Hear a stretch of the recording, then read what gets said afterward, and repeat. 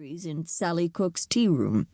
With its mismatched tables, chairs, teapots, and crockery, the tea room was as unfussy as it was charming.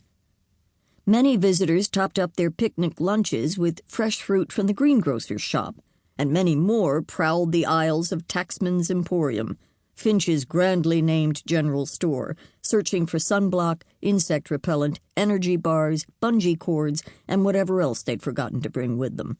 As the villagers were fond of saying, the river kept Finch's businesses afloat. The pub, the tea room, and the emporium also carried an extremely limited range of items produced by local entrepreneurs. Miranda Morrow, Finch's resident witch and a notable homeopathic healer, specialized in a line of ointments infused with elixirs she distilled from the medicinal plants she cultivated in her greenhouse. Felicity Hobson, a retired schoolteacher, sold hand-labeled jars filled with the honey she collected from the hives in her back garden. Elspeth Binney, Opal Taylor, Millicent Scroggins, and Selina Buxton, an industrious quartet of artistically inclined retirees, churned out miniature paintings of river scenes and notable village landmarks. The souvenirs didn't bring in a fortune, but they were a welcome source of pocket money for those living on limited incomes. Businesses near Finch saw an uptick in custom as well, thanks to the river's allure. Leaflets advertising the local stables tempted die-hard fresh-air fiends to follow a morning on the river with an afternoon in the saddle, exploring the bridle paths surrounding Anscombe Manor where the stables were located. Emma Harris, who lived in the manor house with her husband Derek and their extended family, had grown accustomed to the sight of cars topped with dripping canoes, kayaks, or paddleboards cruising up the manor's curving drive. St. George's Church wasn't a business exactly, nor could it be called an entrepreneurial enterprise, but it too benefited from the river's popularity. A gratifying number of outdoor adventurers wandered into the church to admire its medieval wall paintings, or simply to savor a moment of quiet reflection in the wake of an action-packed day. A few paused to give thanks for their safe deliverance after a day packed with a bit too much action.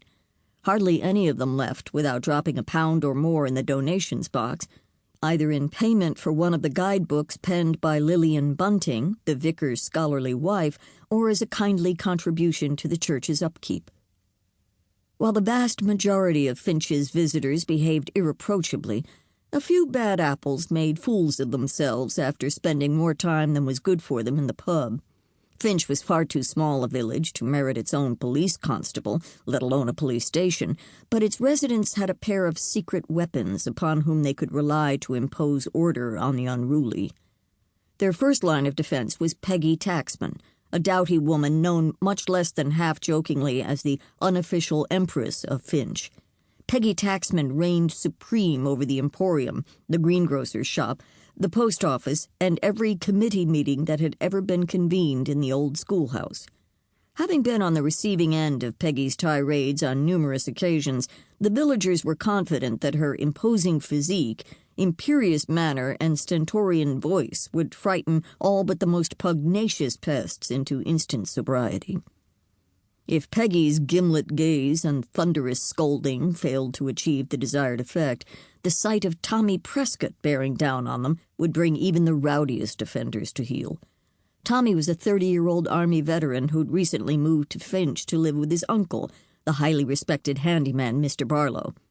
Tommy was so tall he had to bend at the waist to avoid hitting his head on nearly every lintel in Finch, and there wasn't an ounce of fat on his broad-shouldered, muscular frame. He'd lost the lower half of his left leg to a roadside bomb while serving in combat overseas, but an ingenious prosthetic allowed him to follow a fitness regimen that kept him in formidable shape. Those who knew Tommy knew that he'd had his fill of violence. Those seeing him for the first time did their level best to avoid annoying him. When Tommy Prescott invited belligerent tipplers to share a pot of strong coffee with him in the tea room, they suddenly became as pliant as lambs.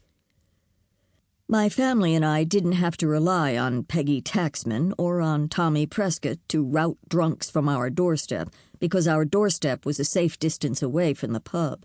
We lived 2 miles outside of Finch, up a narrow, twisting lane lined with tall hedgerows. We didn't have to worry about the little deeping invading our